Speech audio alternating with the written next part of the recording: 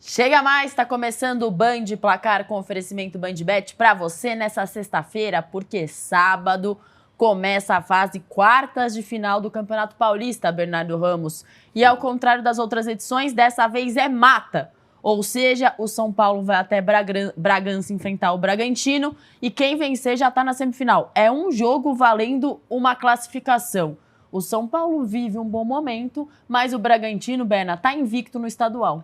E o Bragantino vem de uma ótima vitória, né, Isa? Primeiramente, boa tarde a você, boa tarde a quem nos assiste. Sobre o Novo Horizontino, que foi o líder da fase de classificação, 3-0 jogando no estádio municipal de Bragança Paulista, onde a equipe treinada pelo Wagner Mancini vai receber o São Paulo. O Bragantino se classificou em terceiro lugar, o São Paulo na sexta colocação, por isso a equipe do interior tem a prerrogativa de jogar em casa.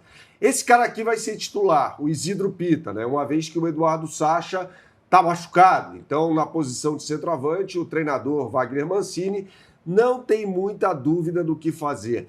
Aliás, há outro importante jogador do Red Bull Bragantino que está fora dessa partida, é o quarto zagueiro, Alex Vinícius. Ele não vai para o jogo. Então, a gente imagina um sistema defensivo com o goleiro Cleiton, pelo lado direito, Andrés Hurtado, Pedro Henrique, Gustavo Marques e, muito provavelmente, Juninho Capixaba, né? O Juninho Capixaba aqui é um lateral esquerdo que não vai à linha de fundo, é um cara que constrói mais o jogo. Bom jogador, aliás, que não teve passagens muito felizes por Corinthians e Grêmio, mas é um bom jogador, é importante para o Bragantino. E é importante que ele jogue, porque o substituto dele, o Vanderlan, teve que passar por uma cirurgia, está fora de combate o ex-jogador do Palmeiras. Mais à frente, Gustavinho e Gabriel Giroto, na ponta direita, Lucas Barbosa, o centroavante, como a gente já falou anteriormente, é o paraguaio Isidro Pita, e na ponta esquerda, o Mosquera, né, que é um jogador que, se tiver no dia assim, é muito perigoso. Senão, ele não vai fazer muita coisa, ele é muito irregular, né, um driblador nato, um jogador de mano a mano, mas é muito irregular, é capaz de alternar grandes partidas espetaculares com jogos medíocres, né? Sobre o São Paulo, Luiz, há muita dúvida, né? A gente não sabe ao certo se o técnico Crespo vai optar por uma linha com 3 zagueiros ou uma linha de 4 defensiva, né? Existem essas duas possibilidades. E acho que a chegada do Cauli diz muito sobre isso, né? O jogador já treinou, ex-atleta do Bahia, meio-campista. É um tipo de jogador que o São Paulo não tinha, Sim, né? Se a gente imaginar o meio-campo com 3 jogadores ideal do técnico Hernan Crespo, Marcos Antônio, Danielzinho e Bobadilha, você não tem um jogador como esse no time do São Paulo. E como o Bobadilha está machucado, o Lucas Moura tem jogado um pouco mais adiantado em relação aos outros 2 jogadores, atrás dos 2 atacantes. Então o Cauli é mais um criador de jogo. Não jogou muito dessa forma no Bahia porque tinha a concorrência do Everton Ribeiro. Então ele não era titular do time do Bahia. Quando jogava no lugar do Ademir como um meia pelo lado direito. Ele não é, nunca foi ponta, nunca vai ser. Mas se o Crespo optar por uma linha de 4 defensiva, e aí precisa ver como é que vai estar o Arboleda, o meio de campo pode ter tranquilamente, na ausência do Bobadilha, Marcos Antônio, Danielzinho, o Cauli e o Lucas Moura, com Caleri e Luciano na frente, né? Fato é que o Lucas Ramon precisa ser um lateral ou ala pelo lado direito desse time do São Paulo, e pelo lado esquerdo a gente sabe que o Enzo Dias vai para a partida, né? não tem discussão. O Wendel é reserva desse time do São Paulo. Então, assim, vai ser um jogo interessante. É o jogo mais equilibrado das quartas? Vamos lá. Santos e Novo Horizontino, Palmeiras e Capivariano, Corinthians e Portuguesa. Eu acho que é, Isa. Eu acho que é mas até por se tratar de um duelo de Série A. Mas a missão do São Paulo é mais difícil que a do Santos ou não? Acho que não. Aho que esse time do Novo Horizontino, a distância entre o Novo Horizontino e o Santos, Concordo. talvez seja maior do que aquela entre Red Bull Bragantino e São Paulo. Lembrando que o Santos, na primeira rodada do Campeonato Paulista, venceu de virada. O Novo Horizontino, né, jogando na Vila Belmiro com o Gabriel Brazão, fazendo milagres naquela partida. Atenção, porque a BandBet já está com o mercado aberto para esse jogo, que será disputado amanhã, também conhecido como sábado. Aponte sua câmera para o QR Code que aparece aqui em cima e você será direcionado para a capa do site da BandBet. Se você preferir, digite no seu browser esse endereço aqui embaixo, bandbet.bet.br. E aí você dá um scroll para baixo aqui na capa do site, você vai no botão Paulistão Série A. E já tem tudo aqui sobre a partida entre Bragantino e São Paulo. A bola vai rolar às 6h30 da tarde, no horário de Brasília. E Isa, as odds aqui denotam esse equilíbrio, né? Você tem um Red Bull Bragantino pagando 2,32 para ganhar do São Paulo 3,10 e o empate 3,06 para cada real apostado.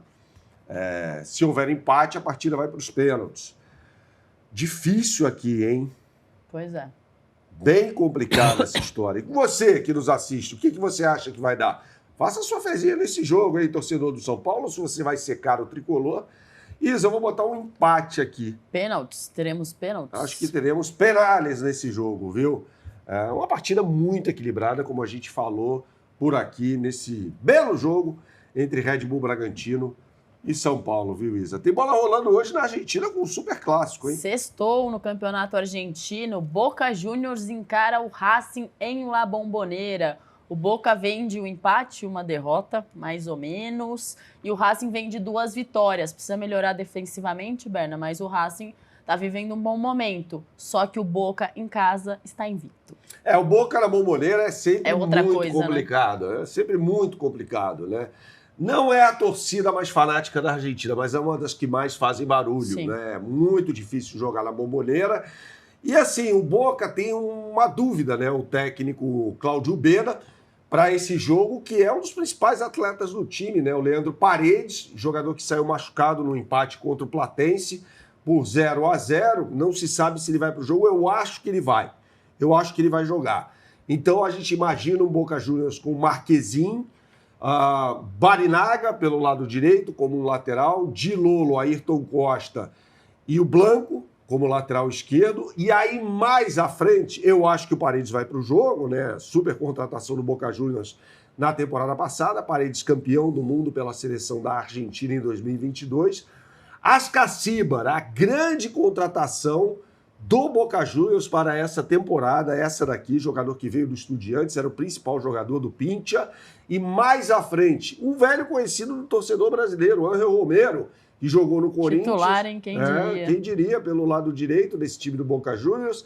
Existe a dúvida no comando do ataque, né? Se vai com o Cavani ou o Merentiel. O Merentiel, ex-jogador do Palmeiras, e o Hanson, ex-jogador do River Plate e do Vélez Sarsfield, pelo lado esquerdo, né? Então essa é a possível escalação do Boca Juniors para esse jogo contra o Racing, que perdeu seu principal jogador. Juan Nardoni, que trocou a Academia pelo Grêmio. Então, no meio de campo, há um problemaço para o técnico Gustavo Costas, que é mais um torcedor à beira do campo, não é um estrategista. O Racing não faz uma boa campanha no Campeonato Argentino. Você falou sobre essas 2 vitórias consecutivas, mas antes o time havia perdido 4 jogos consecutivos, né? E vai jogar numa linha de 4 com um jogador muito importante, o Sosa, que pode ser uma espécie de líbero nesse time. O que é o líbero? Aquele cara que fica na sobra e quando a equipe tem a bola, ele vai para frente comandar a criação, né? Então a gente imagina um Racing jogando com um bom goleiro Cambeses no gol, Rojo jogando pelo lado esquerdo na zaga, né? De Cesare pelo lado direito, como zagueiro central, como eu já disse, o Sosa mais à frente com o Rodrigues pelo lado direito.